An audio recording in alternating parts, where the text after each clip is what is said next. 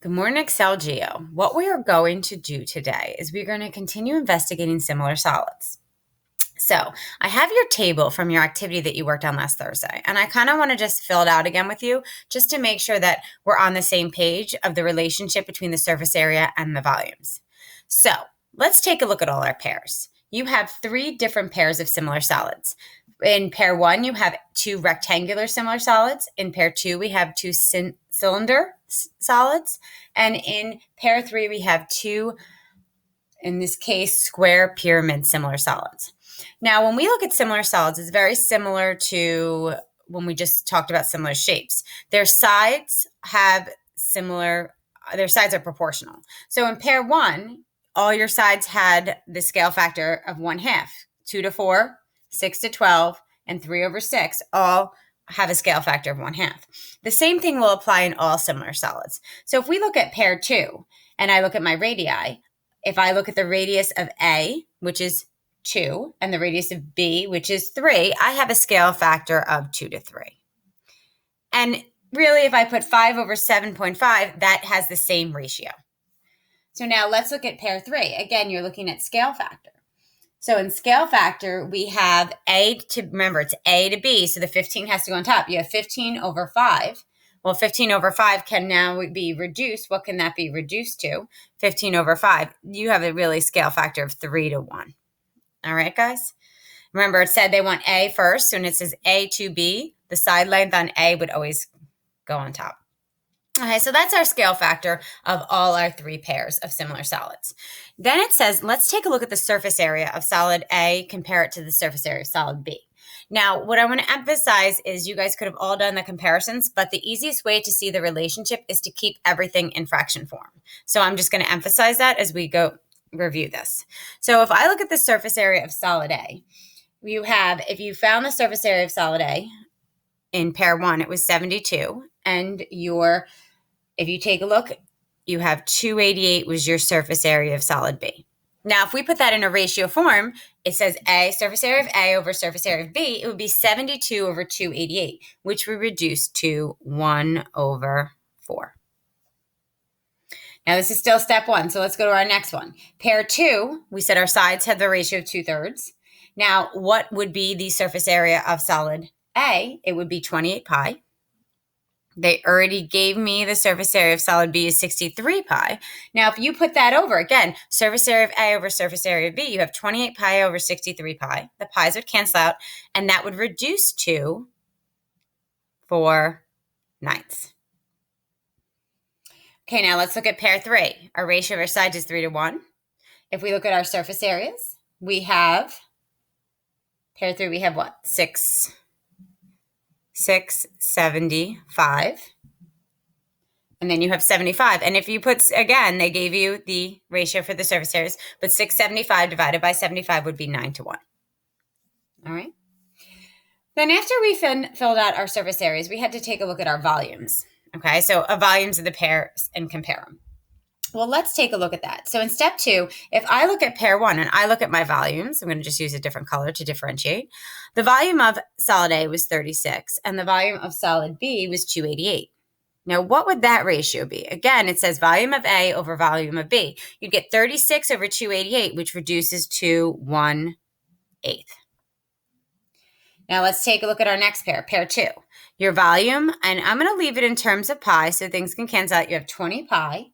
And then you have 67.5 pi.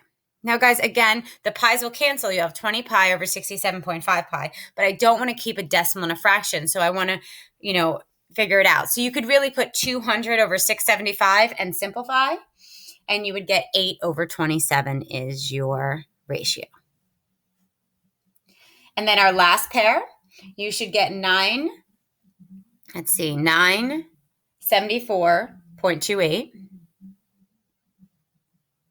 for the volume of A, and then you have 36.08 for the volume of B, and then you're going to get 27 over 1 when we simplify that into fraction form. All right. Now, the whole goal here is that we wanted to draw a conclusion about what we observe. So first, we want to look at how our surface areas right? We want to look at these ratios here of the surface areas. And we also want to compare it to look at the ratios of our volumes, okay? So, I don't know why I did only half, but there you go, of our volume. So let's take a look at what happens here when we look at ratios. So now if I look at this, the first conjecture it said, how does everything related? Well, let's take a look. Think of your scale factors here. Look at the relationship. If my scale factor is 1/2, so K is what we use to identify scale factors, 1/2.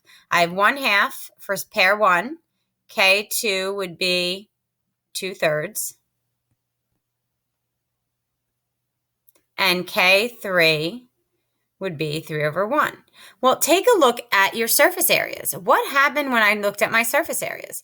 That means the surface areas, right? If I looked at surface area A over surface area B, if you look at it, you have 1/4, 4/9, and 9/1. Well, how is that related? Well, 1/4 is K1 squared. 4/9 is K2 squared. 9/1 is K3 squared. So your surface area ratio would really be just K squared. Because every one of our surface areas is just our original scale factor squared. Now again, let's look at our volumes. If you look at volume A over volume B, think about it. You have 1/8, 8/27, and 27/1. How did they relate to our originals right here? How do they relate? Well, instead of 1/2, it ends up being 1/2 cubed. 1/2 cubed would be 1/2 cubed, which is 1/8. 2/3 cubed would be 2 cubed over 3 cubed, which is 8/27. 3/1 cubed would be 3 cubed over 1 cubed, which is 27/1. So your volume scale factor will be just the K cubed. So if K is my scale factor, when I'm doing the ratio of my surface areas for similar objects, I'm going to square that value. And when doing the ratio of volumes of similar objects, we're going to cube that value. All right, so that's what we should have learned from our investigation on Thursday. Now let's take a look at your note sheet now for today. All right, guys, let's take a look. So if I look at my note sheet for today, I'm talking about similar solids, and this is pretty much just going over the same thing we just talked about. Now let's look at this little warm-up we'll do together. We have box 1 and box 2. This sign, remember, this is our similar sign right there. We remember that from when we did similar triangles or similar polygons. That is our similar sign, that squiggly line. So this is saying box 1 is similar to box 2 with a scale factor of 1/5. Now, if they're giving me my scale factor of 1/5, they're telling me K equals 1/5. Now, here's our boxes.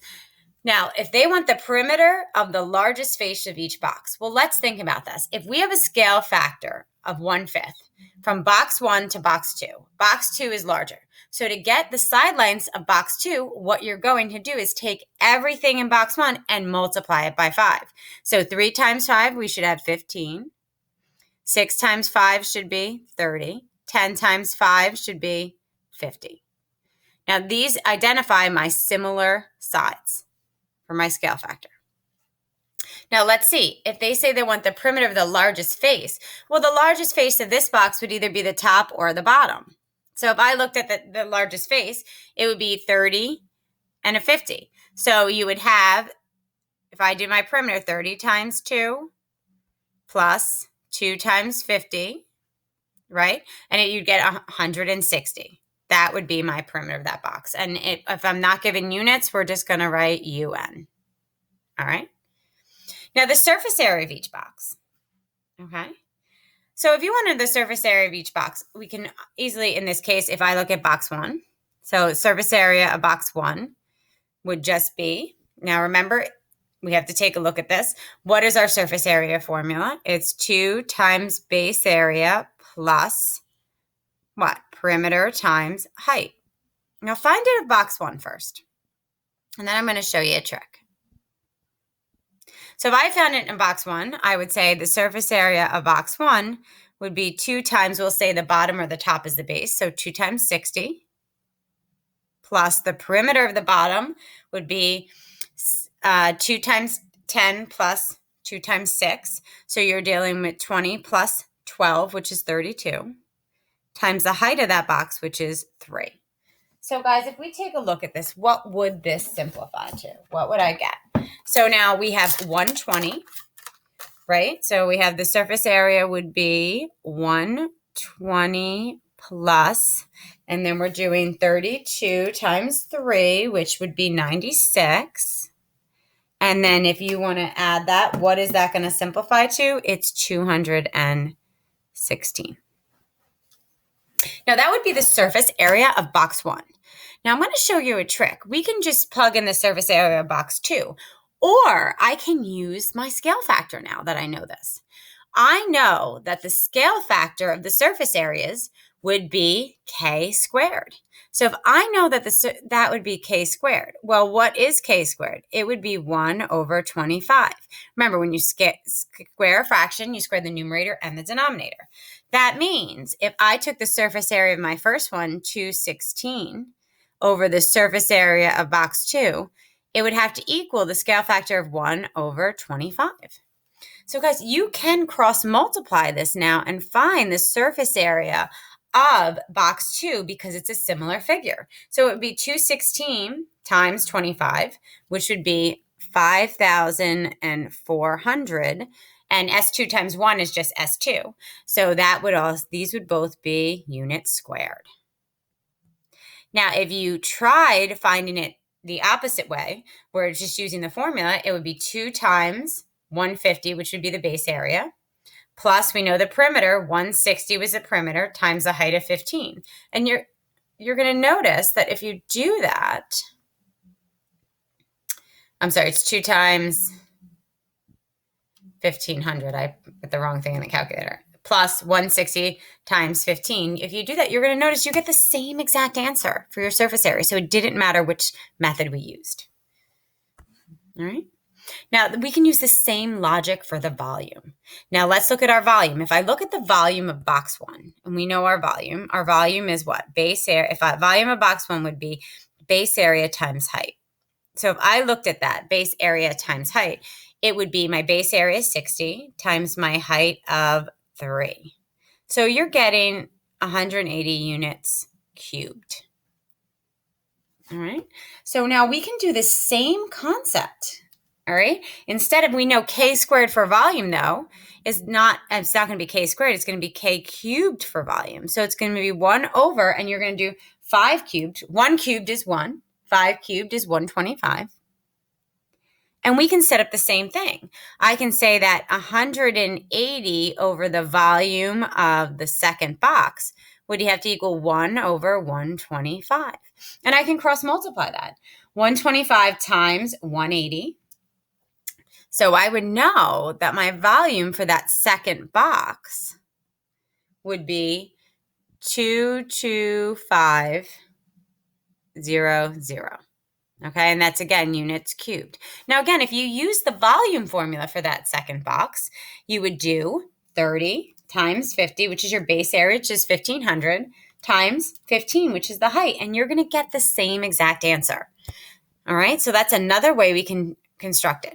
So again, what did we notice? I just want to emphasize, we already kind of went over it. You know that if K is your scale factor,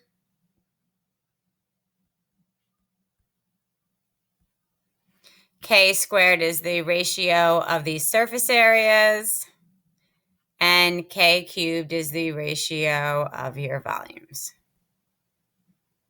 That's what I really want us to make sure that we understand. Now, how can we use this? Now, let's take a look. Let's go down to example 1. Now, we're used to similar triangles. Now, there's something we have to understand, and I think it's, if you think of surface area, we always say unit squared. So use that knowledge to say, well, the ratios would be k squared. If I think volume, I think units cubed. So I would know the ratio would be k cubed. Perimeters will have the same exact ratio as the areas. As the sides. Perimeter will have the same exact ratio as your sides. So in this example, you have two similar triangles. Give the ratio of the perimeters and the ratio of the areas. Now, I just want to show it to you. Now, usually if you think perimeters, we can do similar sides first. I usually pick the easiest sides to reduce. So I know BC and EF would be the easiest. So I would say the scale factor of this would be 40 over 60, which reduces to, let me try to make my 60 a little better. 40 over 60 which reduces to, in this case, 2/3. All right? So we have 2/3 as our scale factor. You're going to notice if you found the area of your perimeter, the length of your perimeter, it will have the same scale factor as the sides. So you want to make note of that. And you'll see in this one, if I found the perimeter of my first one, okay, so let's find our perimeter of that first one. If you find the perimeter of 1, we add up the sides, right? And if we add up our sides, we're just going to get 90. And you find the perimeter of your second one and you add up your sides. If you add up those sides, you're going to get 135. So look at that. If I put 90 over 135, what does that simplify to? What does that simplify to? And if you simplified this, you're going to get 2/3 again. All right? Okay. Remember, if you take a look at that, 45 goes into both 90 and 135. 45 goes into 90 2 times. It goes into 135 3 times. So make a note, the scale factor of your perimeter is the same as the scale factor of your sides. Now, if they want the ratio of the areas, all I have to do is now the ratios of my perimeter, because it's the same, would be 2/3. If I want the ratio of the areas, they're not asking me to find the areas. The ratio of areas, I don't even have to do it now.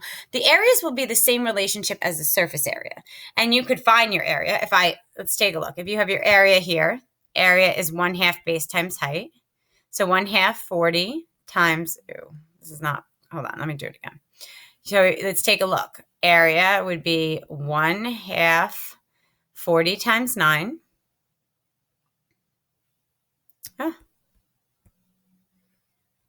I don't know why I'm having trouble writing today. So 40 times 9, that's going to be 180. 1/2 40 times 9. That's of my first triangle. If I look at my second triangle, you're going to have 1/2. 60 is my base times 13.5. So if you take a look at that, you're going to have 405. And watch what happens when you put them on top of each other. If you do that, you're going to get 180 over 405. Now, you got to reduce that. If I reduce that, what am I going to get? If I reduce that, that ends up being 4 9ths, guys. It ends up being 4 9ths. All right. Now, if you take a look at that, if you notice 45 again goes into both of them. 45 goes into 180 4 times and 405 9 times. So the ratio is 4 9ths. So you're going to notice that even if it's just regular area, because it's unit squared, it will be the side length, the scale factor squared would be the ratio of your areas. Okay. So the ratio of the perimeter is the same as the ratio of the sides. The ratio of your area will be the ratio of the sides squared. So let's take a look at similar solids. If two figures are similar with a scale factor k, then the corresponding angles, remember, same rules. Corresponding angles in similar figures are congruent. So that's not going to change. Corresponding lengths and perimeters are in the ratio of k. They have the same ratio. If the scale factor, the lengths, the sides, and the perimeters have the same ratio, which will be your scale factor. Corresponding areas and surface areas have k squared. That means the area of bases would have the corresponding ratio of k squared too. Any part, corresponding parts. And corresponding volumes would be k cubed. All right, guys. Now, how can this help us? Let's take a look at a couple examples down here. If I look at pentagons, you have two pentagons. They are similar. They're telling us they're similar. They have the area of 50. If FGHI has an area of 50, so they're telling me this one is 50 units squared. What is the area of ABCDE? Well, just because we know they're similar, that means their sides will have a scale factor of, if I look at this, 9 to 2, 9 to 6. And I could reduce that to what? 3/2. That's our scale factor K. Okay. Now, if I want to know the area, I know the area scale factor then would have to be K squared. So it would have to have a scale factor of 9 over 4. Remember, you square the numerator and your denominator. So that has a square of 9 over 4. So guys, I can use that scale factor to find the area of ABCDE. I know I don't know the area. So this is my unknown area. This is the area 1 that I don't know. I can now say A1 over 50 would have to be equivalent to 9/4. And I can cross multiply. So you're going to get 4A1 is equivalent to 9 times 50, which is 450. And then I'm going to divide by 4. And I'm going to get my area of that first pentagon to be my unknown 112.5 units squared. So we can use our scale factor to help us solve for areas. In addition, we can use it to solve for volume. So let's look at example 3. The volume of 2 spheres are 288 pi millimeters cubed and 7,776 pi millimeters cubed. What is the scale factor of these spheres? What is the ratio of their surface areas? Now, I want to emphasize all spheres are similar because in that case, your ratios will, they don't have sides that are corresponding. The only thing that corresponds is their radius and their diameter, and they will always form a scale factor to be similar in proportion. So we know that they are similar. Now, if they're giving me volumes, now this is what we have to be aware of. They're giving me volumes here. They're giving me k cubed. I know k cubed is, in this case, 288 pi over 7,776 pi. Now, my pi's will just cancel. So cancel that out right away. Now, I can reduce this and saying, is there any way I can reduce this? So I check to see if it reduces. All right, and it does reduce. This reduces to 1 over 27. And I know that because 288 goes into 7,776 27 times. So that means that is 1 over 27. So if I need to know the scale factor, that's k cubed. I need to find out what values cubed equal 1 and 27. Well, what value cubed equals 1? It would be 1. What value cubed equals 27? That would be 3. 3 cubed is 27. So my scale factor k would be 1/3 because 1/3 cubed is 1 over 27. Now, if they're asking for B, what is the ratio of the surface areas? I need to find k squared. Now, I'm just going to square k. K is 1 over 3. 1 over 3 squared would be 1 over 9. So this would be your answer to B. So these would be my 2 answers. This is the answer to A. This is my answer to B. Okay, let's go down to our next 2 problems. Example 4. The cans shown are similar with a scale factor of 87 to 100. Find the surface area and the volume of the larger can. So if they gave me the scale factor of 87 to 100, that's my K.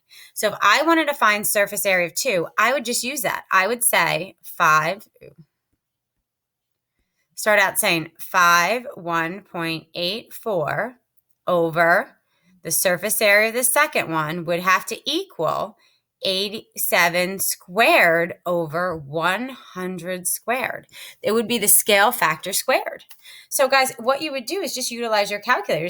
You would say 100 squared times 51.84, and then you would divide it by 87 squared. And you should get your surface area for that second one to be, and remember, I just cross-multiplied, 68.490 inches squared. Now, the only difference with volume is instead of using 87 over 100 squared, we're going to cube it. So we're going to do 0.27. Okay, 28.27 over the volume of the second can is going to now equal 87 cubed over 100 cubed. And again, guys, I'm just cross-multiplying. I'm doing 28.27 times 100 cubed. And then I'm going to divide that because I'm going to get 87 cubed times the second volume. I'm going to divide then that value by 87 cubed. And I'm going to get my volume for that second one to be 42.931 units cubed. All right, guys, let's look at our last problem for today. The pyramids are similar. Pyramid P has a volume of 100 cubic inches, and Pyramid Q has a volume of 216 cubic inches. Find the scale factor of P to Q. So they want P up top. So I know that if they're giving me these values, I have volume. I have 1,000 cubic inches over 216. That's equal to K cubed. So I want to know what value now is equivalent. Now your calculators can do what was called a cube root if you do not know. So if you want to do a cubed root, you need to go hit the math button on your calculator and go down to number 4. And if you do that, if you hit math 4 on your graphing calculator, I can take the cube root of 1,000. That will tell me what number cubed gives me 1,000, and it would be 10. Now, if you have difficulty seeing it. And then if you go down to, again, math number 4, and you do the cube root of 216, you'll be able to see that it was 6. So K would be 10 over 6, and then you can reduce it, guys, to 5/3. That would be your scale factor of pyramid P to Q. And remember, when you see P to Q, whatever you see first must go in the numerator. So P is first, then Q. So whatever you see first must go in the numerator. That's why figure P is on top and Q is on the bottom of my denominator. Okay. I hope you guys have a great day. If you have any questions, please come to office hours. Your assignment is below. Please upload it. You also have a review assignment. You do not need to upload that today. That's just a review assignment to prepare you for your test on Thursday. We have a live class tomorrow to go over any questions. So please email me if you have any questions that you would like me to go over during the review. I hope you guys have a great day, and I'll talk to you soon.